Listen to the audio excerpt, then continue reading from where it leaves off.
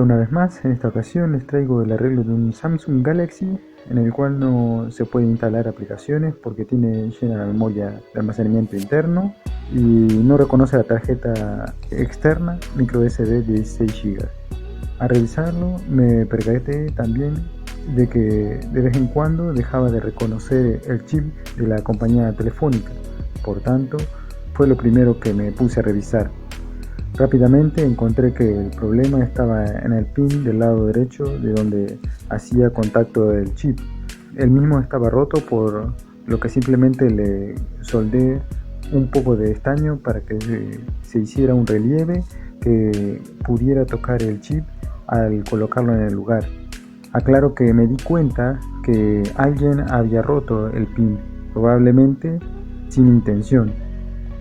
Con lo que respecta a la micro SD, la persona que había intentado sacar el chip de la compañía telefónica había aplastado uno de los pins de contacto de la micro SD, por lo que al colocar la misma en su lugar no hacía contacto.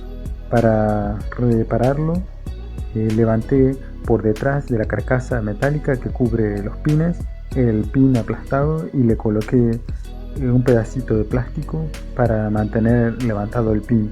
Luego le puse un poco de pegamento para que quedara firme en el lugar. Para finalizar el arreglo, instalé el programa FileMaster, el cual sirve para pasar programas de la memoria interna a la memoria externa. También se deshace de archivos basura y sirve también como antivirus. Y ya está, el trabajo quedó perfecto.